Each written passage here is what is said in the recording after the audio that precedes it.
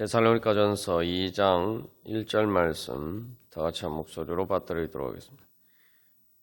형제들아, 우리가 너희 가운데 들어간 것이 헛되지 않은 줄을 너희가 친히 아나니. 아멘. 우리가 예수님을 믿는 것이 헛되지 않고 또 실패가 아니라 성공이라는 것을, 가장 확실한 성공이라는 것을 우리가 어떻게 알 수가 있습니까?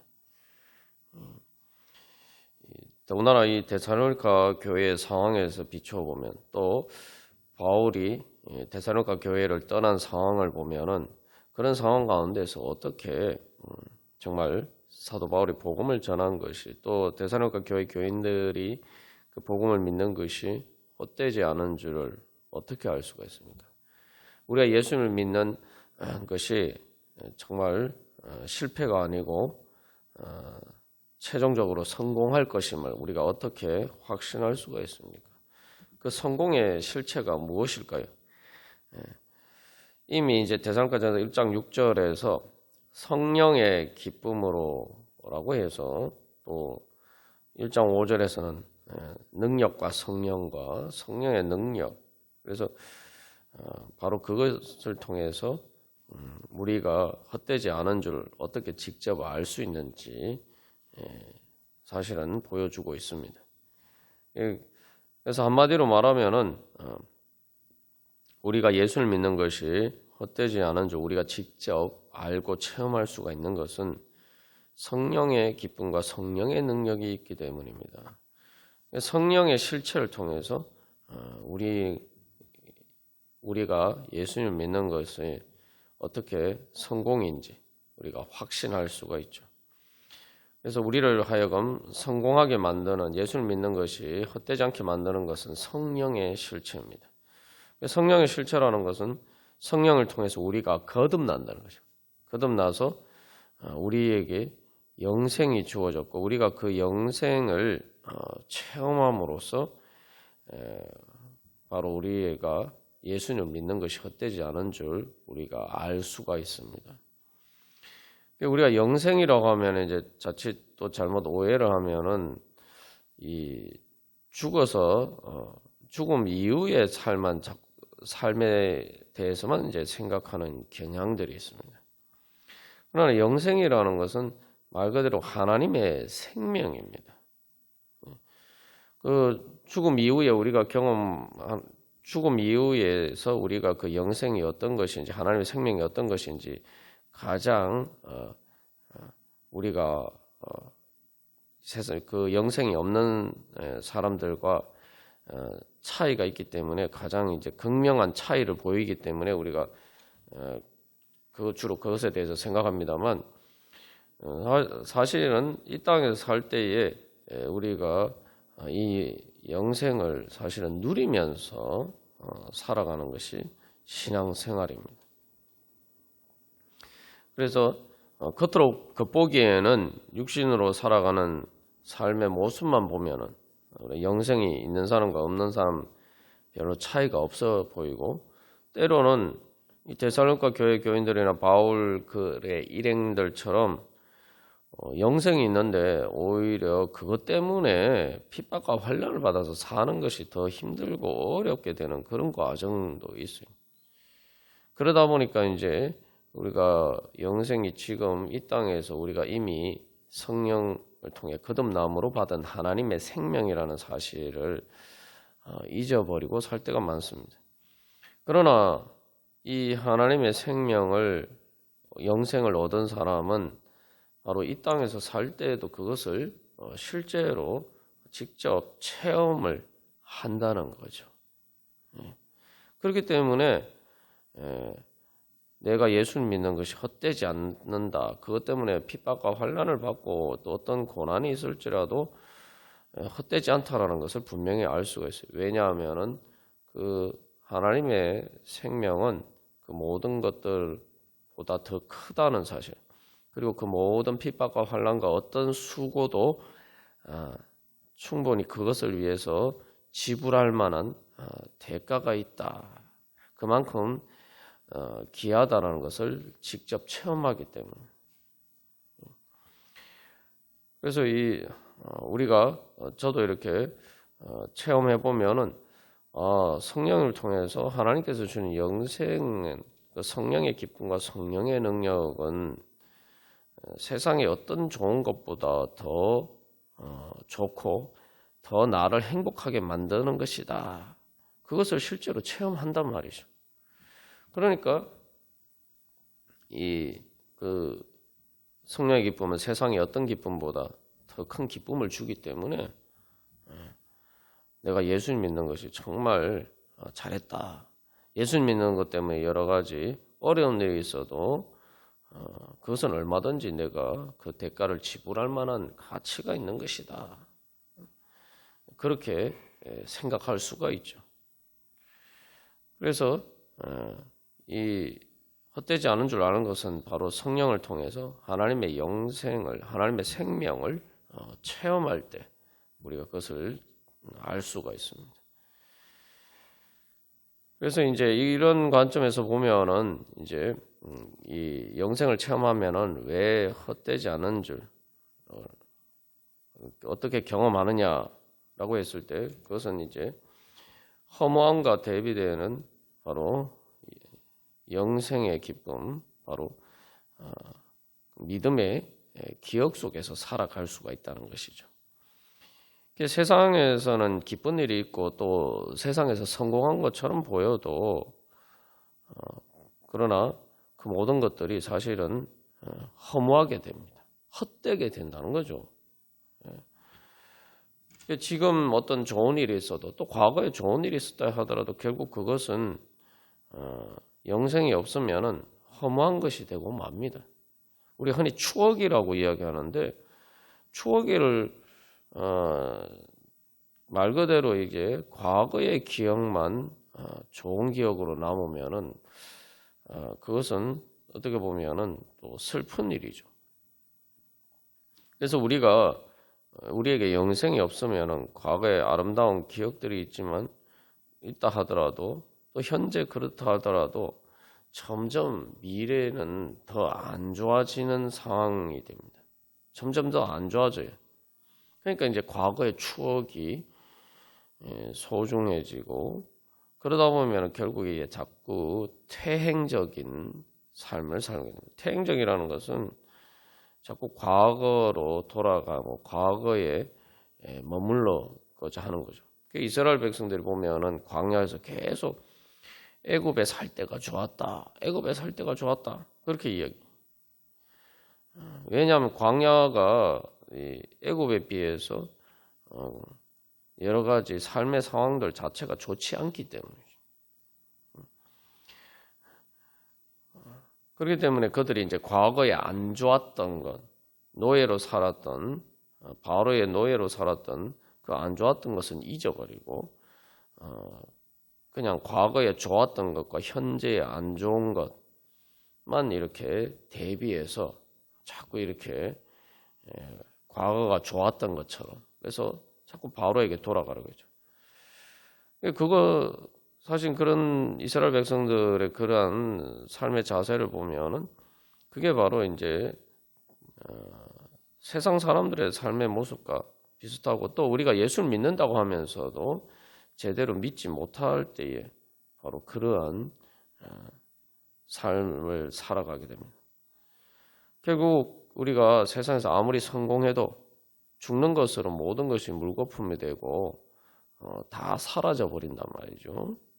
뭐 세상에는 그것이 그 결과가 남아 있다 하더라도 중요한 것은 내 자신에게는 있어서는 그런 것들이 더 이상 의미가 없는 허무한 것으로 사라지게 됩니다.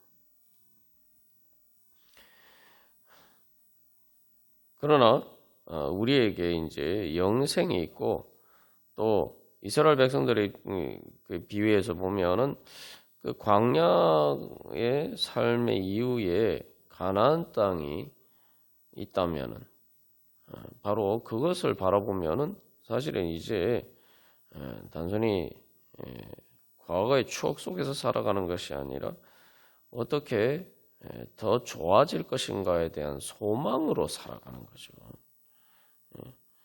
그래서 이제 데살로니가전서 1장 10절에서 예수님에 대해서 이야기를 할 때 예수님을 믿는 게 뭐냐? 한마디로 딱 두 가지죠. 예수님의 십자가를 우리를 위해서 지셨는데 부활하셨고, 그죠? 그리고 또 재림하실 것이다. 그래서 십자가와 같은 그런 삶의 고통의 현실이 있다 하더라도 그것을 넘어서는 부활과 재림이 있다.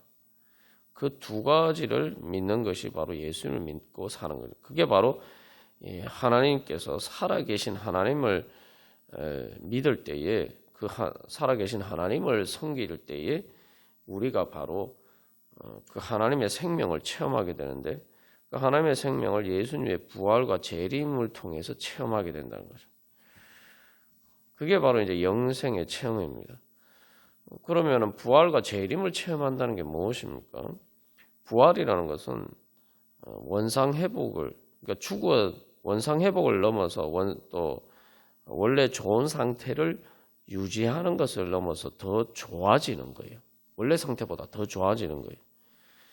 부활이라는 거 이야기하면 우리가 그냥 얼핏 생각하면은 내가 죽었는데 다시 살아나서 살아나게 되었다. 그러니까 어떤 일종의 죽음에 손해본 상태에서 원상 회복을 했다.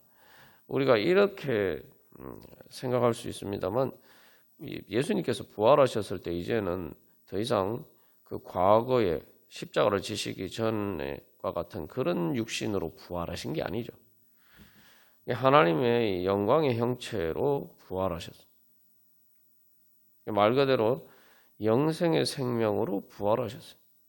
그러니까 부활은 원래보다 훨씬 더 좋아지는 겁니다. 그러니까 우리가 예수님 재림할 때 우리가 몸이 부활한다고 할 때 그 몸이 그저 지금 우리가 가지고 있는 이 몸을 다시 입는 게 아니죠. 이 몸과는 비교할 수 없이 좋은, 그래서 결국 썩어서 죽게 되는 그러한 육신이 아니라 영원히 살 수 있는 바로 영의 몸을, 영적인 몸을 입게 되는 거죠. 그래서 이 영생을 체험한다는 것은 내 삶이 계속 이렇게 원래 좋았던 것들이 있는데 잃어버렸다가 다시 회복하고 이런 단순히 상처를 치유받는 그런 차원을 넘어서 그 상처의 치유를 통해서 오히려 더 건강해지는 것처럼 바로 이렇게 점점점 더 좋아지는 거예요.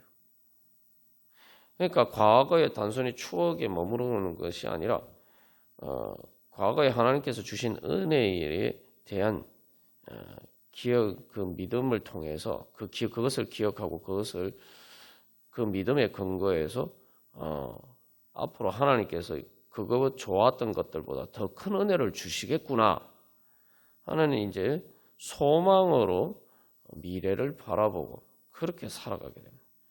그렇기 때문에 허무하지 않고 점점 내 마음은 충만하게 되는 거죠. 그래서 전도서에서 헛되고 헛되니 모든 것이 헛되다.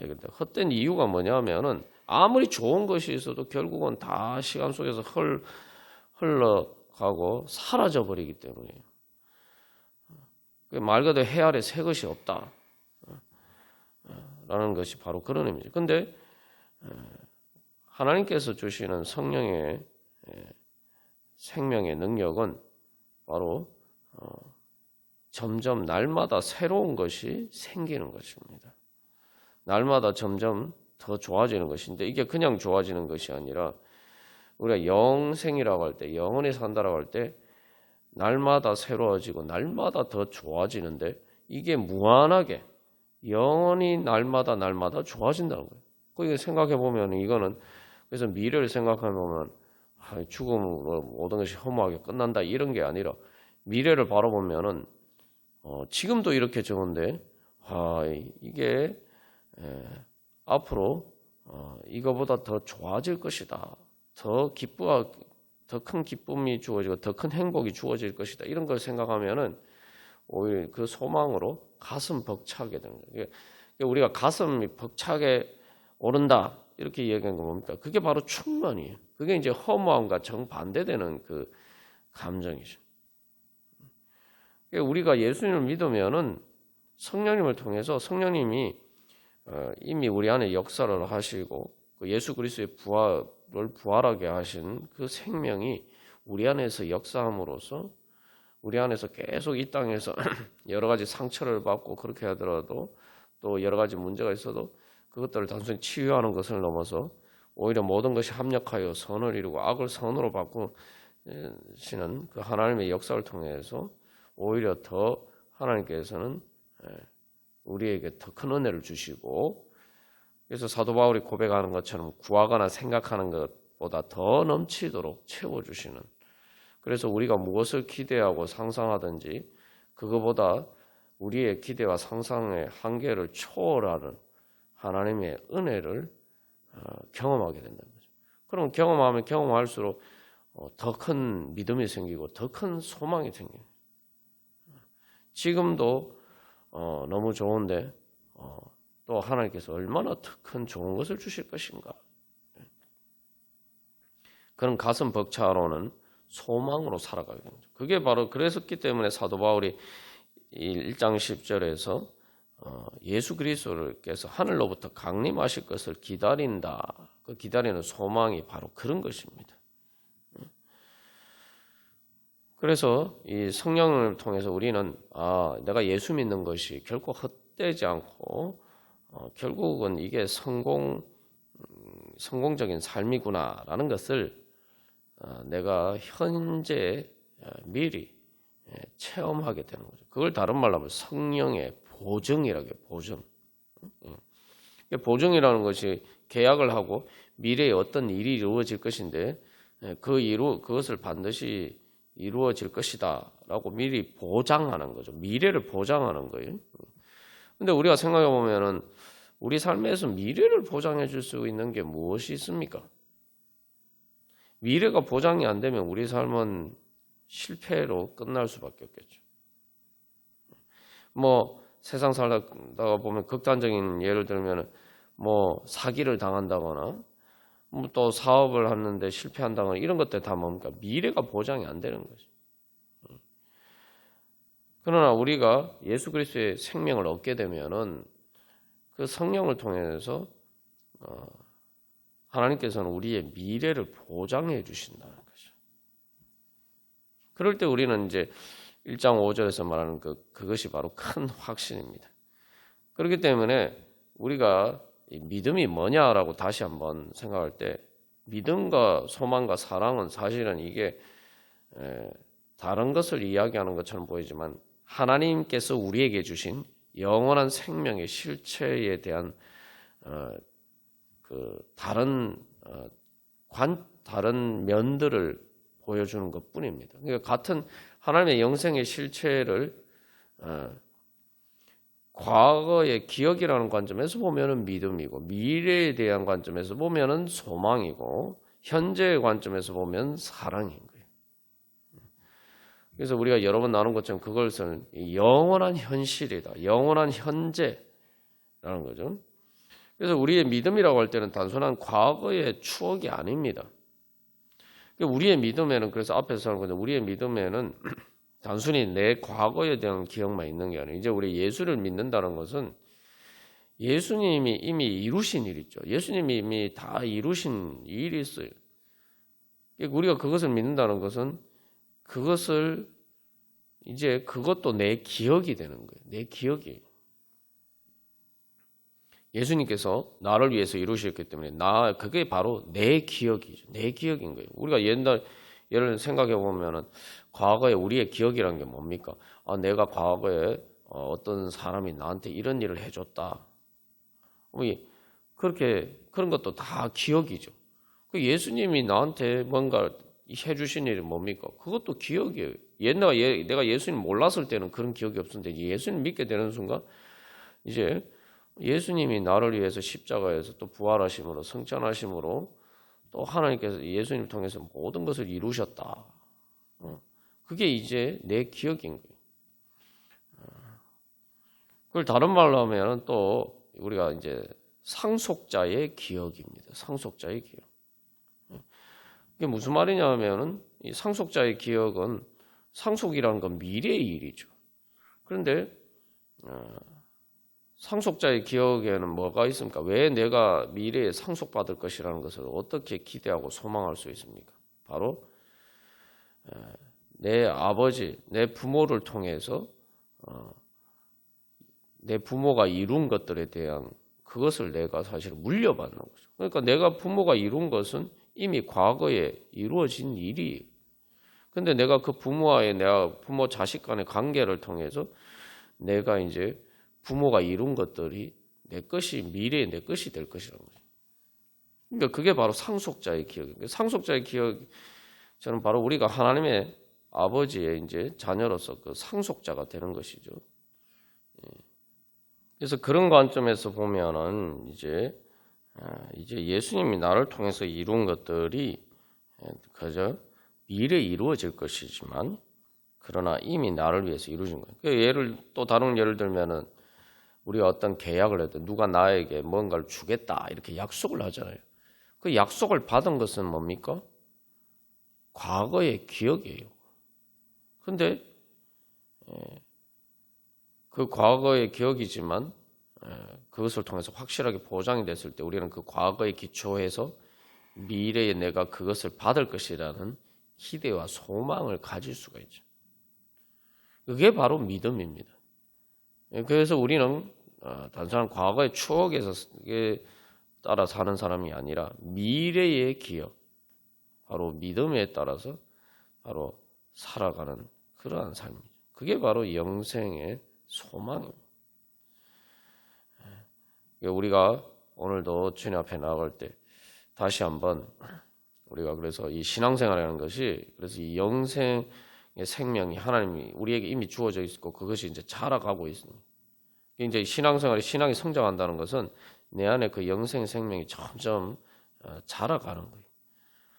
그것이 자라가는 만큼 우리가 더 큰 믿음의 확신을 가지고 정말 내가 예수 믿는 것을 통해서 그것이 헛되지 않고 세상의 어떤 것보다 더 큰 성공을 우리에게 줄 수 있는 가장 확실한 실체가 있다라는 것을 직접 더욱더 생생하게 체험할 수 있게 됩니다. 우리가 오늘도 그런 소망을 따라서 주님 앞에 기도하면서 또 주님께 감사하면서 예배하고 그것을 통해서 더 큰 은혜의 자리 가운데 나아가기를 간절히 소망합니다. 다 같이 기도드리시겠습니다.